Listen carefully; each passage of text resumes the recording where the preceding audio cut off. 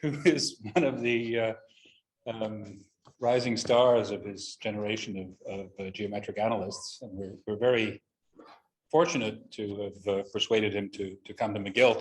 Of course, having persuaded him, we then have, well, so precious is he rather that we've locked him up in a flat in Outremont for the last year and a half, from which he's been unable to escape. So today is his first day out. Valentino seems to pick up a new prize every year. So he last year's was from the Accademia Nazionale dei Lincei, the Italian Learned Society, but there was before that the Premio Renato Cacciopoli from the Italian Mathematical Union. He was a fellow of the American Math Society. He's given various invited addresses for the MS, Poincaré Chair, Sloan Fellow, and so on, and no doubt many more things to come. So today he'll be telling us about K3 surfaces, geometry, and dynamics. So, thank you. Valentino. Thank you so much, Jack. Thank you, and of course, thank you also to Jessica for the invitation. I hope you can hear me okay. I can speak up. So what I will talk about is joint work, with Simion Filip. So it will be some kind of mixture of you can hear? Mixture of analysis, geometry, and dynamics. So more the geometry and dynamics. The analysis today will be a little bit in the background. So let's start with some very basic dynamics, which is this so-called cat map. So this picture appears in a book by Vlad Arnold and Abetz, I think. So it's the we consider the usual torus. I can point actually R2 mod Z2, the square torus, and look at the matrix 1, 1, 1, 2, which acts on this torus, acts on R2, and you quotient by Z2. And then you look at what happens when you iterate this linear map on the torus. So here they chose to draw a cat. That's the initial cat. That's the first application of the map.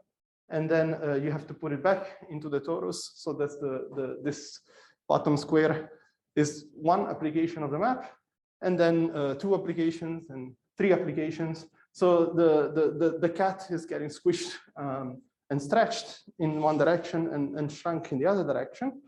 And sure enough, here is the picture of the same cat map where I picture the torus as a donut, where you have these horizontal and vertical curves and their images under the cat map. So maybe that's another way to visualize the shearing that's happening to this cat. And of course, you can understand this with linear algebra. This 2x2 matrix has eigenvectors, this 1 over the golden ratio, comma 1, and minus the golden ratio, comma 1. And the first one is expanded. The eigenvector is positive and bigger than 1. It's 1 plus the golden ratio. And the other direction is contracted. So these are the two expanded and contracted directions that you see here in this picture. And on the torus, these two directions, they define foliations on the torus. So subbundles of the tangent bundles, which are invariant by the iteration of this map. So the one foliation is expanded in some sense and one is contracted. Furthermore, the determinant of this matrix is conveniently 1, which means that it's area preserving. So it preserves the area map. And we can also for later write down some one forms, alpha plus and alpha minus, which define these two foliations. So the kernel of alpha plus are the vectors tangent to the expanded foliation. The kernel of alpha minus are the ones contracted, and their wedge product as a 2 form, and you can see it's a constant times the area form. So this will be important later. So alpha plus, if you pull it back by the cat map, is expanded, alpha minus is contracted, and their product remains invariant. So the dynamics of iterating many times this cat map has a chaotic behavior, which can be understood here in the sense of positive topological entropy.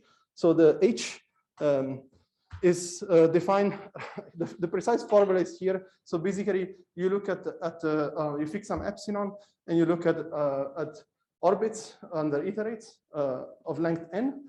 So one point and then the image of this n times under the cat map, and then another point and it's n images. And so you have these two sequences of orbits, there are points, and you look with a glass that can only see a resolution up to epsilon. So if these 2 points are closer than epsilon distance, then you regard them as the same.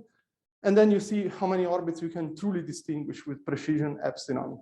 And then you look at the exponential growth rate. So this 1/n log of the number of orbits gives you the exponential rate of growth of these orbits. So strictly positive entropy means that you start with 2 points very close together, and very soon they will diverge, and in some sense exponentially fast.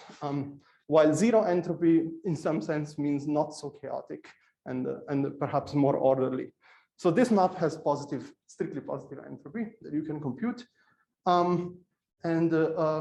Since I actually prefer to work with the complex numbers for several reasons, they are algebraically closed. So polynomial equations always have solutions. And also from the point of view of analysis, you can use complex analysis, holomorphic functions. So we will now look at the same cat map on a complex torus, so complexify the torus. So it's a C2 modulo z to the fourth, but I will use the z plus iz as the standard lattice in the complex plane. So this y is a 4-dimensional real torus, and I can still define a cat map by acting at this matrix on complex vectors instead of real vectors. So it acts on C2. You get an automorphism of this torus, which has similar features, but everything is complexified. So you have complex foliations that are expanded and contracted. The leaves have complex dimension 1 instead of being real dimension 1. And the analog of the one forms, you still have the one forms that you can write where x and y would be the complex coordinates, but it's convenient to consider two forms, eta plus and eta minus, which are basically the alpha plus wedge the conjugate up to this imaginary unit, and the same for alpha minus. So these two forms correspond, their coefficients are actually 2 by 2 Hermitian matrices whose kernels are exactly again the foliations. So eta plus is semi-positive definite if you view it as a matrix of coefficients, and the kernel is again the expanded foliation, and eta minus as the contracted one. So now I can wedge them together, and again I get a top form. That's why I work with two forms instead of one forms, and this is again proportional to the area measure. And furthermore, it's invariant under the cat map. This is again the fact that the determinant is 1. So we will later generalize this picture with the eta plus and eta minus in the area form. And what we can say right now is that these complex tori, the C2 modular lattice, are very similar, very special example of complex manifolds. So I will talk about these next very briefly. So these are, of course, manifolds, geometric spaces defined using complex numbers, where we have the tools of complex analysis. So you just define them in the same way as you define real manifolds as a set covered by an atlas. But the atlas has maps in Cn instead of Rn, and the transitions are holomorphic, so complex analytic. So n here is now the complex dimension. So n equals 1 gives you Riemann surfaces, like the Riemann sphere. The tori, these are C modulo lattice and higher genus curves. These are the compact ones. You also have complex tori again, which are quotients of Cn modulo lattice. And a very canonical manifold is the projective space, CPN, the quotient of affine space minus the origin modulo scaling. So the space of complex lines in affine space. So CP1 is diffeomorphic to S2, so it's the Riemann sphere again. And you can then look at the polynomial equations.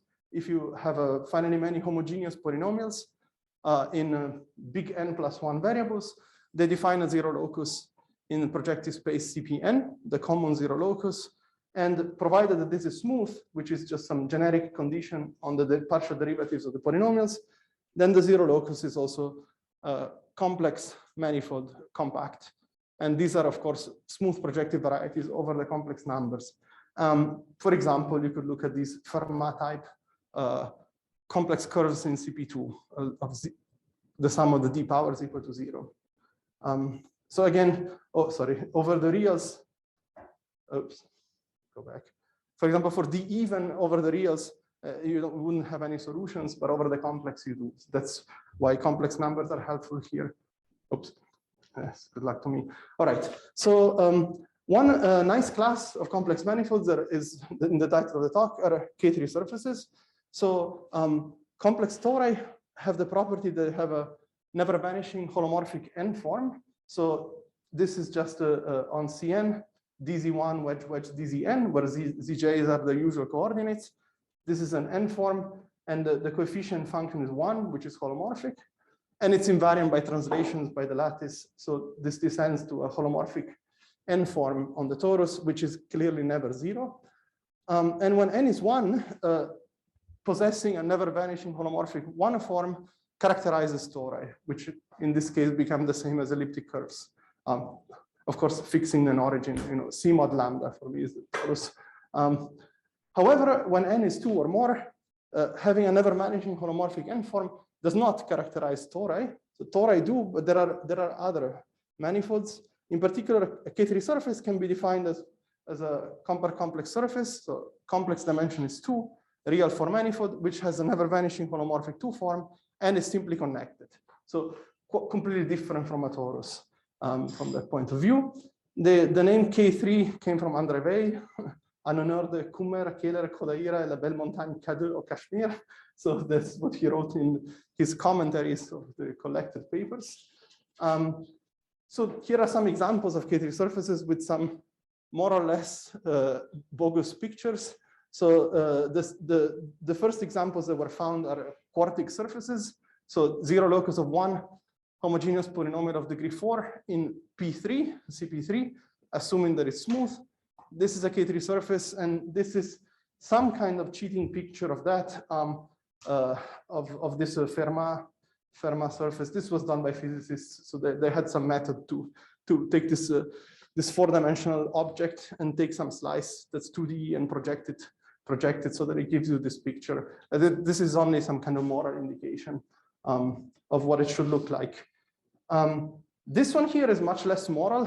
So these are another class of K3 surfaces, which are given by the 0 of 1 polynomial in the product of 3 Riemann spheres. So inside P1 cross P1 cross P1, when you take a polynomial that is homogeneous of degree 2 in each of the set of variables. So in the first factor, in the second, and in the third, so multi-homogeneous. It turns out that this is also a K3 surface, and this is the specific one that I plotted with these equations. And why it's not a cheating picture? Because it is cheating, but inside the Riemann sphere CP1, there is a big open set, which is C. So you just add 1 point. And so you have a big open set inside this, which is C cubed, right? C to the power 3. And inside that, you have the real points, R3. And then I just plotted the real solutions, the real points of this inside R3. So it's a surface in R3. That's the equation in real coordinates, and that's what it looks like. So, oops, yes. Okay, so those are another class of examples. And the last one that we'll discuss are so-called Kummer surfaces, one of the 3 Ks. So you start with a torus, a complex 2 torus, and you mod out by the involution that flips across the origin or reflects across the origin. And this involution has fixed points on the torus. It has 16 fixed points, the 2 torsion points of this abelian surface. And the quotient, so as singular, you can actually see this is a picture of a part of it, where you actually do see 16 fixed points. And they can be desingularized by a so-called blow up. You can do a surgery and obtain a smooth manifold, which is K3. So these are called Kummer, and they come from the torus with this involution. All right, so quickly, so we want to go back to the cat map and the relation with dynamics. I just need to mention a little bit about geometry, like in the title. So to do geometry, we need a metric to measure lengths and angles. So, complex manifolds are, like manifolds in the usual sense, are Euclidean at small scales. So their tangent space is the Cn. And on Cn, you have the usual Hermitian inner product with the bracket. And then you just can translate this concept on manifolds, on complex manifolds. So a Hermitian inner product on a complex manifold would be a Hermitian inner product on each tangent space, which varies smoothly when you change the point. So that's denoted by G. And then if you evaluate on a basis of vectors in local coordinates, it's Hermitian, so you need this complex conjugate. In the second one, you obtain a Hermitian matrix GJK bar at each point, and by n, positive definite. And then when you change the point, this matrix changes smoothly. So this is the datum of a Hermitian metric. If you change charts, there's a gluing relation for the different coefficients. And a special class of Hermitian metrics are those which are Kähler, which can be described maybe analytically by saying that if I concoct this two-form omega by taking the metric and adding this basis of a DZJ wedge ZZ bar K of 1 forms, then the omega has exterior derivative 0. So this is just a PDE, a linear PDE, a system of linear PDEs for the coefficients of the metric. So some condition on the first derivatives. So this scalar property is very convenient, and all the examples we have seen are Kähler. Riemann surfaces are Kähler, complex tori are Kähler. For Riemann surfaces, the d omega condition is vacuous. For tori, you can choose Hermitian metrics that are constant on Cn, so that the exterior derivative is 0.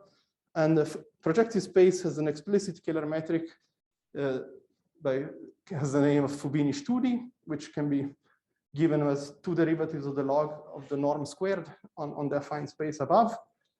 And the Kähler property is also inherited by restricting to complex submanifolds. So in particular, all smooth projective varieties are also Kähler by restriction. So all of the examples on the previous slides all admit Kähler metrics. And in fact, all K3 surfaces are Kähler. This was a really non-trivial theorem due to the work of many people, and the final piece was proved by Hsu in the 80s. Later, Buchdahl and Lamarie gave a different proof of this. And much more is true. You don't just have Kähler metrics on K3s, but you have Kähler metrics with 0 Ricci curvature. So the Ricci curvature of a metric is the trace of the Riemann curvature. So some kind of average curvature information of your metric. However, I don't even need to define curvature, because for K3 surfaces, this Ricci flatness condition is equivalent to saying that the volume form omega squared, this is just a omega wedge omega, which in local coordinates is the determinant of the matrix GJK bar. So that's the volume element of the Hermitian metric G. So it's just the fact that the volume form is proportional to this canonical volume form, omega, capital omega wedge omega bar, which, remember, capital omega is a holomorphic 2 form. So the Ricci flatness is simply saying that the volume form of the metric is proportional to this canonical volume form. The proportionality constant is the ratio of the volumes of these two. And I think I've normalized 1 so that the volume is 1. So you only have the volume of the Hermitian metric here. And so that's the condition of Ricci flatness. And a famous result of Yau in particular shows that K3 surfaces admit such metrics. So given G Kähler, there is a unique Ricci flat Kähler metric G tilde, which can be expressed in terms of G plus the 2 derivatives of a function phi. So this is the complex Hessian of a function, and the volume form is proportional to the canonical one. So this is actually a PDE for a scalar function phi. This second wedge power here is secretly the determinant of the complex Hessian of phi plus G. So this PDE is of a complex Monge pair type. So it's a determinant of the complex Hessian of a function, basically. That's the differential operator. And so this is a fully nonlinear equation. So can be solved by developing suitable a priori estimates for this Monge pair equation. So the Ricci metrics that he constructed that way are therefore not explicit. They come by solving the PDE kind of abstractly. And on K3s, we know that they're never flat. So the Ricci curvature is 0, but the full curvature is not 0 in general. So it's not identically 0. Now we can return to the dynamics, now that we have the metrics. I want to talk about automorphisms of K3 surfaces.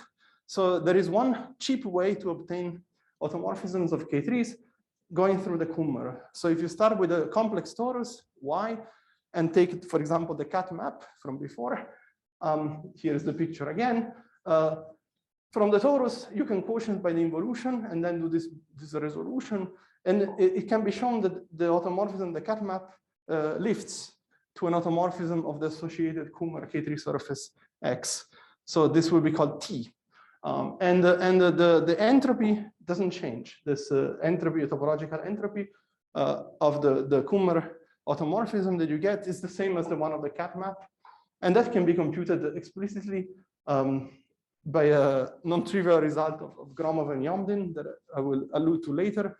It's this explicit number here. This is log of 1 plus the golden ratio square. So approximately 2. So that's a pretty large entropy.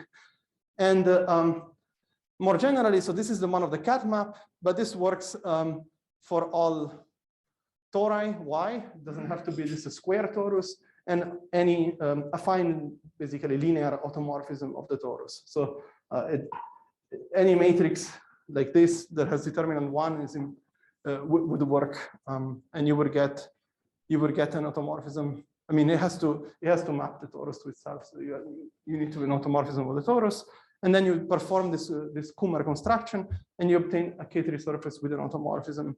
And these are called, we will call them Kummer examples. So there are automorphisms of K3 surfaces that somehow come from tori.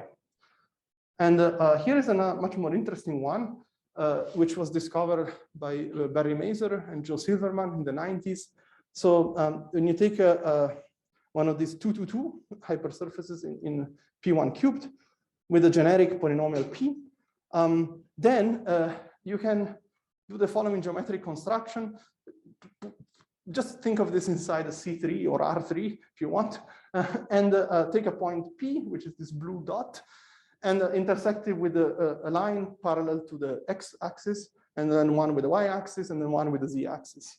So since it has degree 2, the equation defining this surface has degree 2 in each variable separately, that means that at least generically, this line will intersect the surface in exactly 2 points. So the line parallel to the x will intersect in 2 points, like in this picture. The line parallel to y will intersect in 2 points, and the line in the z will intersect in 2 points.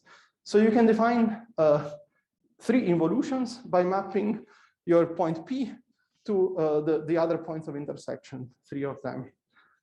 For this to actually be correct, you do need the genericity of the polynomial, but that's fine. So you obtain these 3 involutions. Of course, their involution, if you apply it again, you get back to the original point. So somehow dynamically, they're not interesting at all. They're just of order 2.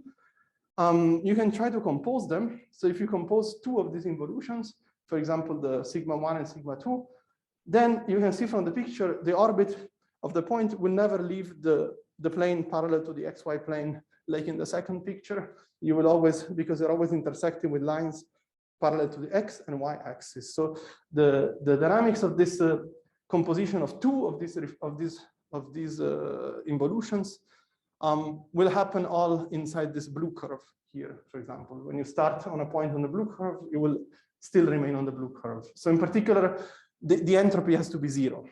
Positive entropy in particular gives that you wander almost everywhere. So this composition of 2 involutions is an interesting automorphism, but it has 0 entropy. But if you compose 3 of these involutions, then you obtain something with strictly positive entropy. So that again can be computed, and it's even larger than before. It's 2.88.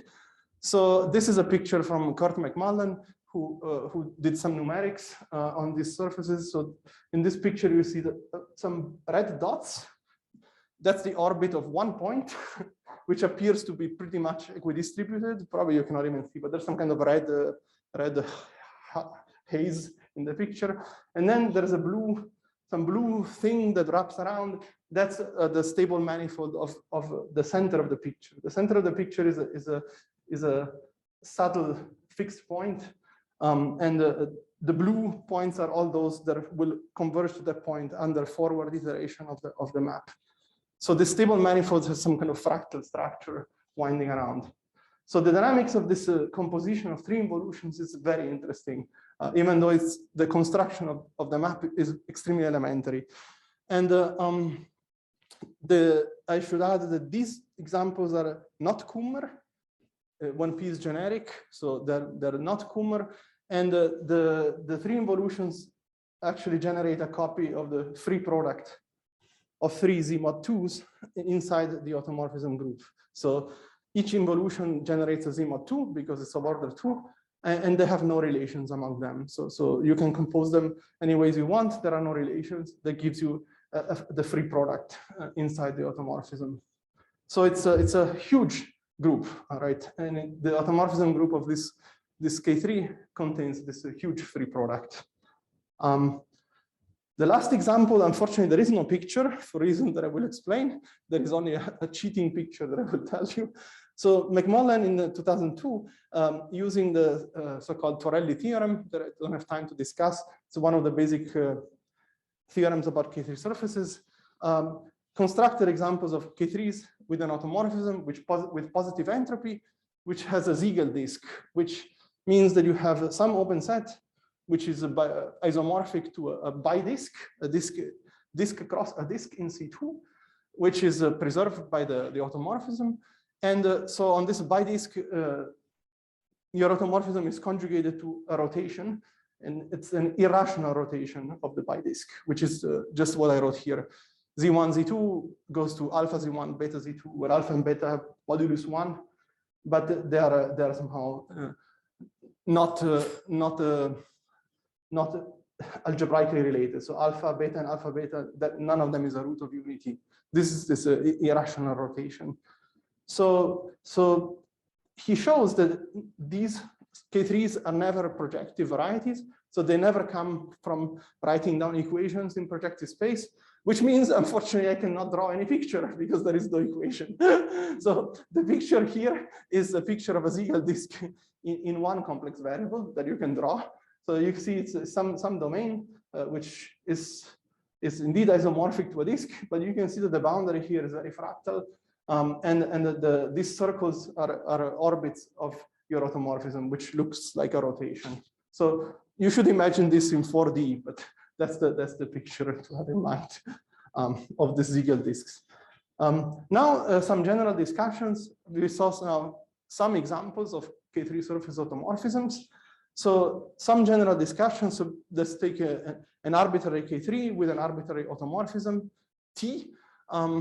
Yes, I said that the automorphism group is always discrete. In fact, it's a subgroup of the orthogonal group of the integral cohomology H2. But discrete doesn't mean small. As we saw, it can be easily infinite. For example, the previous one, which had this free product inside. So it's always discrete, but it can be very large. So it's an interesting class of manifolds to study. And so the basic observation, if you have any automorphism, I'm going to call dvol this canonical measure that comes from the holomorphic 2 form. It's as you can see, the standard area measure on the surface normalized so that it's integral 1. Then it's not hard to see that if you pull back the holomorphic 2 form, all it does is it rotates it by some unit complex number. And so if you pull back this canonical volume form, it's preserved because of the conjugate. So the modulus is 1. So that means that every automorphism of a K3 will always be volume preserving, will always preserve this canonical volume form, which is an interesting observation, useful for later. And also, there is a Hodge decomposition on the cohomology H2 as a sum of 3 pieces. H20 is the one generated by this holomorphic 2 form. H02 is its conjugate. H11 is generated by classes that contain 1,1 forms. And the dimensions are 1, 1, and 20. So the H11 is the interesting one because the action of T on these other two pieces is just by rotation, as I said. So on H11, we can consider the real form, say the real subgroup. So H11 of XR, the real points, which are now R20. And this is the space of closed real 1-1 forms, modulo exact. And here on H11, we have the usual intersection pairing because the K3 is a 4 manifold, compact, oriented, smooth. So you have intersection pairing, and this is a symmetric bilinear form and has signature 1,19. So it has one positive eigenvalue and 19 negative. And also the intersection form is preserved by the pullback by an automorphism. This is just functoriality because it's an automorphism. And if we look at the classes with self-intersection 1, then this, I can draw a picture maybe. This is a hyperboloid inside this. Okay, let me draw the picture. 1 second. So stop the sharing. Oh, that's weird. Maybe you have to change. Oh, yes, thank you. Yes. So basically, you have this. I don't know how to draw it. This is our R20, and then you have this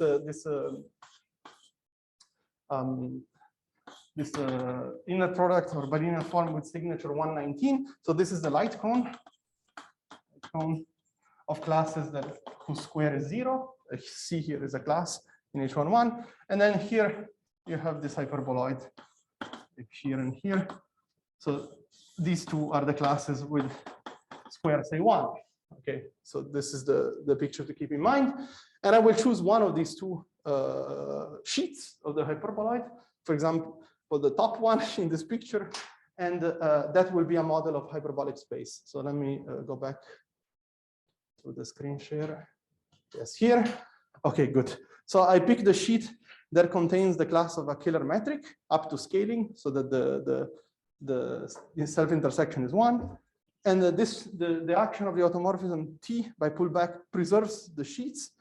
And so I get in particular an action on this hyperbolic space H19, which is easy to see is an isometry. It preserves the metric. The hyperbolic metric is just a restriction of this intersection product with signature 119. When you restrict it, it gives you the hyperbolic metric.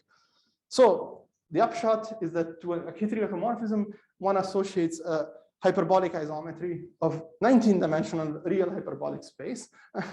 And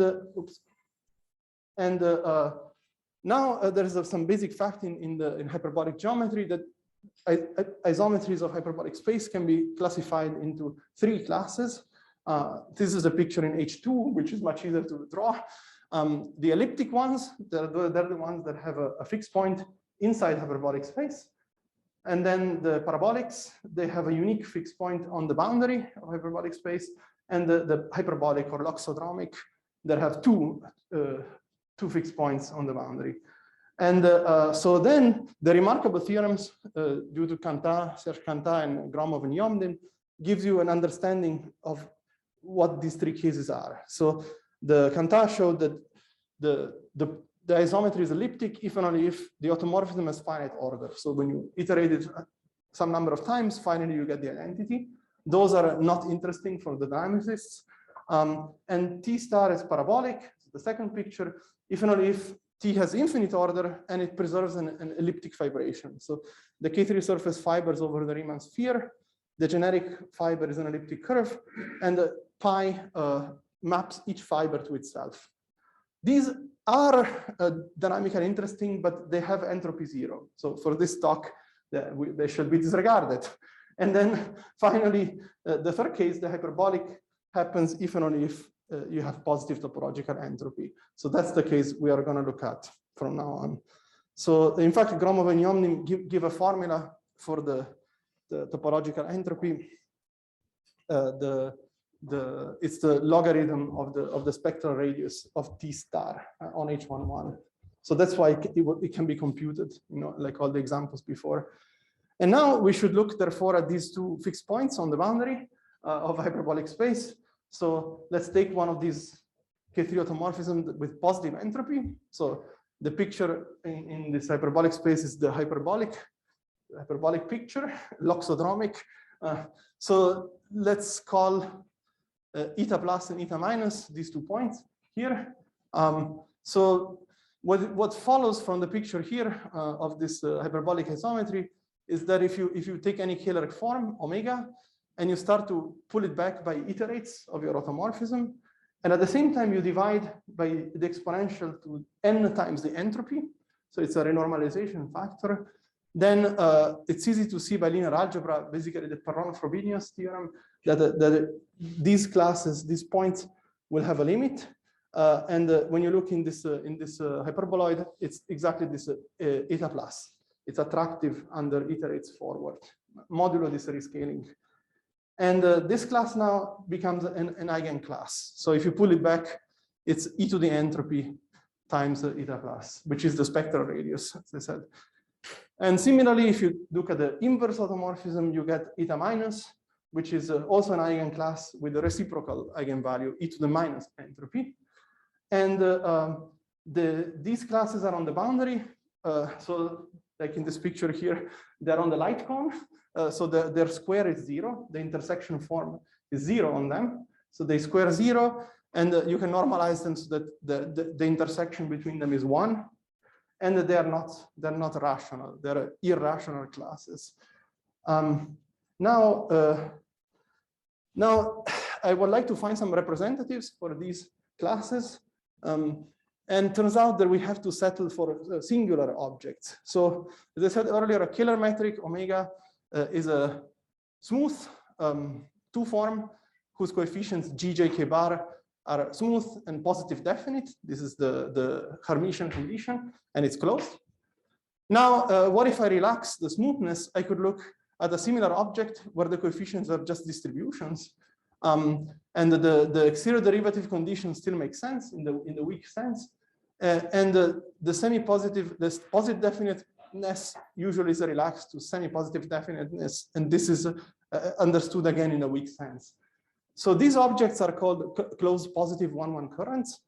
They are somehow an extension of Kähler metrics that allow singularities. And it turns out that these distributions are not very general distributions, but in fact, they're all of the form of a smooth function plus 2 derivatives of a function which is in L1. I mean, in fact, it's even better than L1 if you really want. It's in all LP for P finite, but and has more properties. In any case, it's basically a smooth object plus 2 derivatives of something which in general does not have 2 derivatives, but at least it's integrable. This phi would be called a potential for the current eta. Now, since these currents are closed, they also define classes in cohomology, and their cohomology that you get is the same as the one with smooth forms. So the cohomology class of eta is well defined. And the key result of Cantat and Dincy-Bony is that if you have any automorphism of K3 with positive entropy, these eigenclasses contain a unique closed positive current, each eta plus and eta minus. These currents are eigencurrents, so one can actually define a pullback in this case, and they are exactly expanded and contracted. So you really should think of these as the analogs of the ones that we had for the cat map at the beginning. Eta plus was the one that defined the expanded foliation, eta minus the contracted foliation. And here they are the same objects, but they may be singular. So a priori they're just these distributional coefficients. And the potential functions, so this, if you write eta as some smooth plus 2 derivatives of the function, that function are actually Hölder continuous. So they're quite a bit better than L1. Still, they don't have 2 derivatives a priori. And nevertheless, since they're Hölder continuous, you can actually define the product of these 2 currents. In general, distributions cannot be multiplied with impunity, but these distributions, as I said, are special, and the product of them was defined by Bedford and Taylor in the 70s. What you obtain, since eta plus is expanded by e to the h and eta minus is contracted by e to the minus h, the product will be preserved because the e to the h and e to the minus h cancel. So this mu that you get, the wedge product, is just a probability measure, and it's crucially T invariant. So you obtain an invariant probability measure, and it has excellent properties from dynamics point of view. It's mixing, which is this property here, that if you take two observables, two functions f and g, and you look at this correlation between f composed with t many times and g, then the integral of that in the limit decouples into just the product of the integrals. This mixing condition implies ergodicity, for example, which is the usually easier to state fact that every invariant subset has a mu measure, either 0 or full. And it's also the unique measure of maximal entropy. Probably I don't have time to talk about this, but if you know about that, the entropy of mu is equal to the topological entropy H. So now you see that we have, for a K3 surface automorphism with positive entropy, we have now constructed two invariant probability measures. One is this Duval, the area measure. That's a very nice, smooth object. And also mu, the measure of maximal entropy, whose regularity was unclear. It comes from these very rough, a priori very rough objects constructed from dynamics and iterates. And this wedge product is even more complicated to understand. So the natural question is, what is the relation between these two measures? And Cantat and independently Kerr-McMullen, they conjecture that basically these two measures should be singular, one with respect to each other, with the only exception of Kummer. So namely, the mu measure maximal entropy will be absolutely continuous with respect to the, let's call it Lebesgue, the smooth measure Duval, if and only if the K3 surface is Kummer and T is an automorphism that comes from the torus, from a affine linear automorphism of the torus. And one direction is basically elementary. So if you are Kummer, then mu is absolutely continuous to Duval because mu is actually equals to Duval. We checked this on the torus in the first slide. So on the torus, we wrote down eta plus and eta minus explicitly. There were smooth forms with constant coefficient, and I wrote down their wedge product, which is up to a multiple was the area form, the standard area form. So on the torus, indeed, it's true, and it's not hard to check that this property also passes the Kummer. So if you have this Kummer automorphisms, these two currents, Eigen currents, are smooth, and their wedge product is equal to the Lebesgue measure, this Duval canonical measure. So the question was about the converse. And so this is what we proved with the Simion a few years ago. And it was proved earlier with a different and more complicated technique by Cantat-Dupont that only worked for projective surfaces. So this one here works for all K3s. So the conjecture is true, and in fact, the absolute continuity is equivalent to the mu being equal to Duval. It's equivalent also to this eigencurrent being smooth, and finally, it's equivalent to having a Kummer example. So let me just say very, very intuitively what's the idea. So the idea, our new idea was to use the Ricci flat matrix. So this was not done by Cantat-Dupont or others. So use the Ricci flat matrix, and the idea is that first of all, you may have some periodic curves for T, complex curves, and if you have them, you should contract them. You can show that they can be contracted. What you obtain is a new K3 surface, which may have orbifold singularities, but let's ignore that, pretend that it's smooth. And the point is that after you contract periodic curves, the sum of the two eigenclasses contains a Kähler metric. So it lands inside this picture here.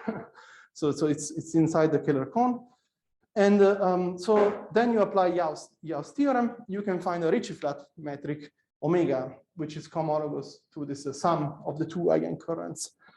And now the hard work is to show that, for example, under assumption 2, which admittedly is not the same as assumption 1, but let's not discuss it yet. Under assumption 2, if the mu is equal to dvol, we show that this eventually forces this Ricci-Flat metric to be completely flat, because we are able to construct exactly two holomorphic foliations, one expanded and one contracted, which are perpendicular with respect to this metric omega.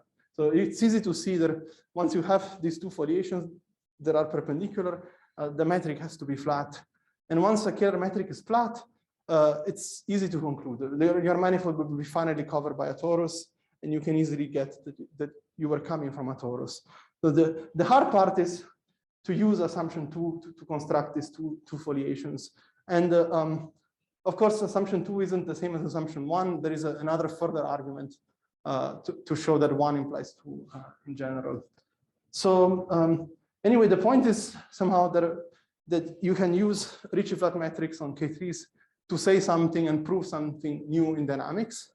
And there are some interesting corollaries furthermore. So first of all, if you take the McMullen's examples with Ziegel disks, then there you cannot have this property that mu is absolutely continuous, because it is easy to see in that case that mu has to vanish on the Ziegel disk. So I will write down the formula maybe in the next slide. You will see that eta plus and eta minus, they both must vanish on the Ziegel disk, and so their product is also 0. And the point is, if mu was absolutely continuous to dvol, by our theorem in particular, it's equal to dvol, and then it cannot vanish on any open set. The Lebesgue measure, this canonical measure, doesn't vanish at all. So these examples of McMullen in particular have a singular mu, as a mu which is singular with respect to Lebesgue, and it's 0 on the Ziegel disk. So furthermore, it turns out that Cantat-Dupont had also proved a similar result for automorphisms of other surfaces, which are not K3. And combining their work with ours together, you obtain a proof of a stronger conjecture of McMullen, which is just for all holomorphic automorphisms of complex surfaces with positive entropy, you have the same result. That mu is absolutely continuous with respect to, I say, Lebesgue class just means any smooth volume form, positive volume form, if and only if you come from Kummer. So it's a generalization of the Kummer K3. So that's just directly combining our work with their work.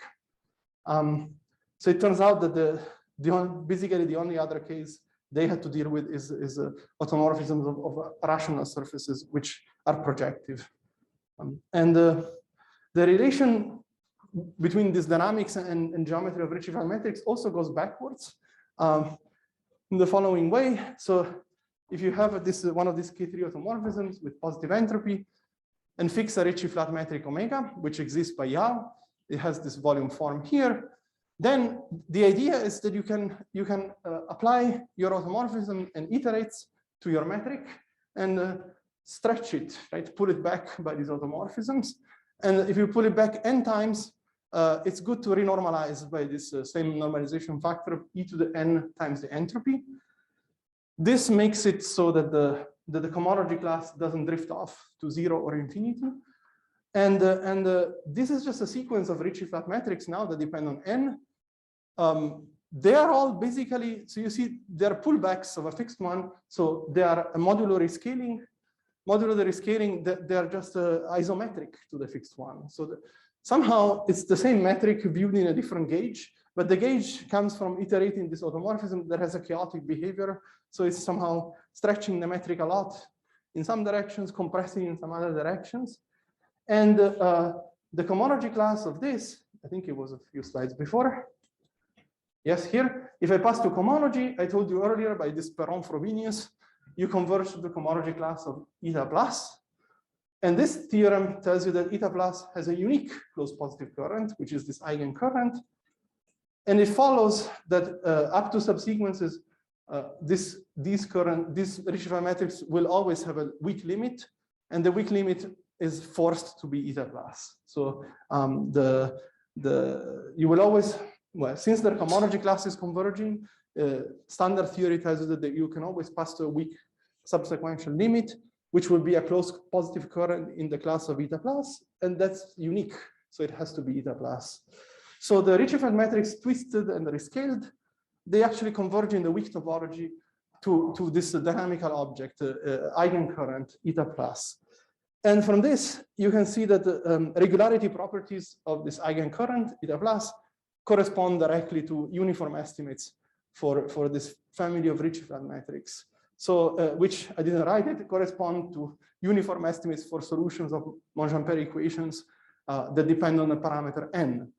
And similarly, the regularity of both of them, roughly speaking, corresponds to the regularity of the wedge product. At least one direction is kind of clear, mu. So the regularity of mu influences the regularity of these two, which in terms corresponds to having or not having estimates for this matrix.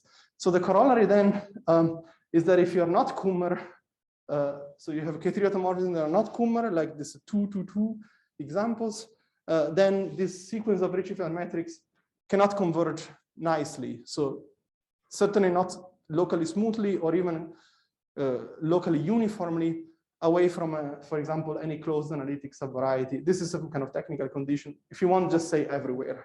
So you cannot pass to a smooth or even continuous limit for this Ricci-Feld matrix.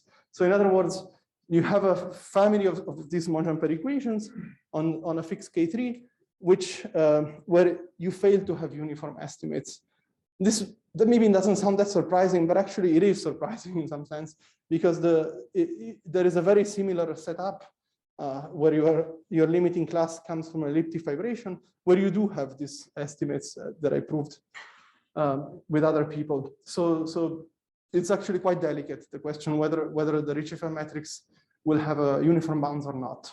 So this gives you examples from dynamics where this fails. And to conclude, so two more slides, some more recent work. So if we go back to this 2-2-2 examples, so this K3 surface given by the zero locus of one polynomial in P1 cubed, what you can look at is, instead of looking at this bigger 19-dimensional hyperbolic space, there is a distinguished 2-dimensional hyperbolic space inside, because you can project this product onto the 3 P1 factors. You have 3 projections, and you can pull back the fundamental class. You obtain three classes, E1, E2, E3, in the cohomology of your K3.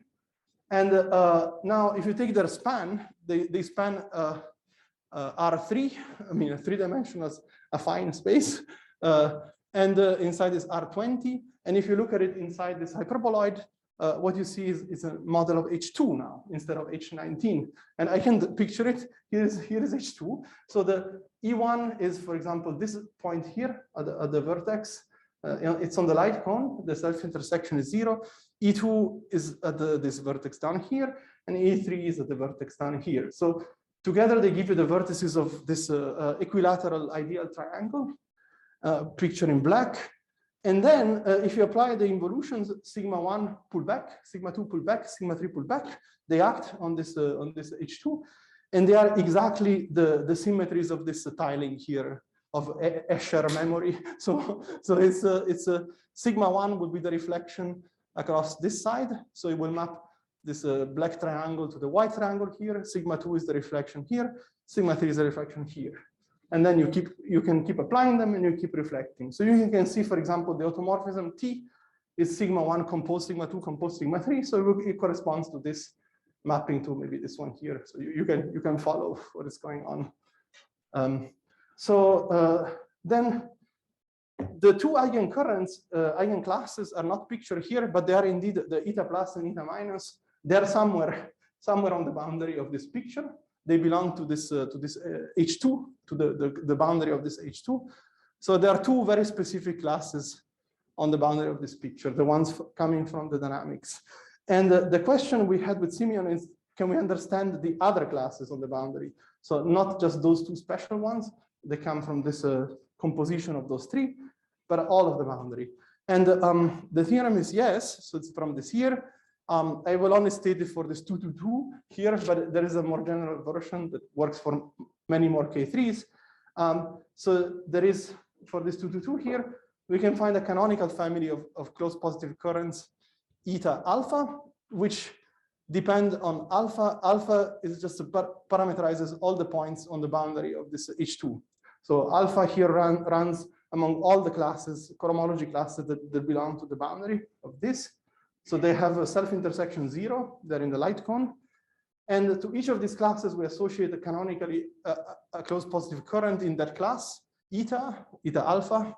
And when you choose those two special classes, the ones from dynamics, this eta that we construct agrees with the one from Dincy, Boni, and Cantat. So it's the same as that. But now it exists on the whole boundary. And crucially, we show that it has a continuous potential for all alpha, and it's even continuous when you vary the class. So actually, the potential is, you can define a global potential in some sense that is continuous on the whole boundary in this picture here. And this is very useful. In particular, it implies a uniform L infinity estimate for those Monge-Ampère equations that we're discussing. So even though you don't have a C infinity convergence, at least you have a L infinity bound, precisely because these canonical currents have a continuous potential. I mean, bounded would be enough for that. So it has applications to analysis, but the proof is geometric. So the idea roughly is, here is your point alpha that you're trying to understand, and you pick your base point, I don't know, in this initial triangle, and join it with a hyperbolic geodesic, this red curve. And it's best to take the quotient, right, of this picture. So take the quotient of this disk modulo the automorphism group. That becomes a hyperbolic surface with cusps. This geodesic becomes a hyperbolic geodesic on this surface with cusps. And it's well known that there are basically two possible behaviors. Either the class alpha is irrational in a rational cohomology, and then the geodesic enters into the cusp and disappears in the cusp forever, or the class is irrational and the geodesic keeps going into the cusp for a while and coming back infinitely many times. This recurrent behavior.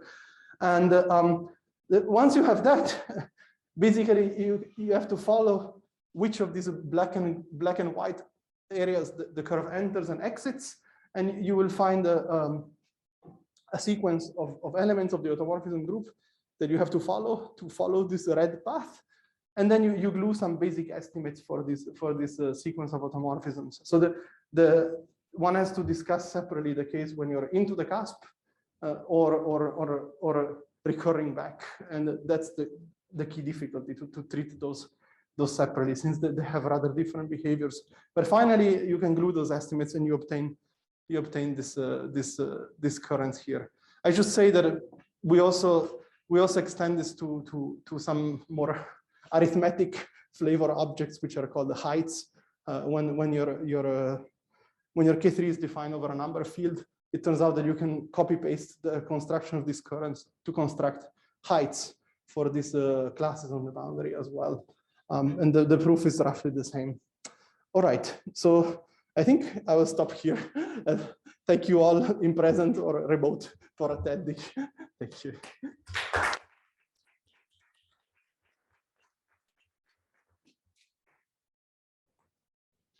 Thank you very much. Are there any questions either here or out there in the ether? Yes. Paul. Could you return to the previous picture of the tessellation of the disk? Yes, let me see, like this. Yes. The Vitat theorem that a meromorphic function omitting 3 values is constant is a very easy consequence, very fast consequence of this picture. Yes, that's right. Yeah. Now you obtain this picture, I think, by projections. Yes, so right. So exactly this picture here is a picture of let's say this hyperboloid inside it's actually the so-called ample cone of this K3.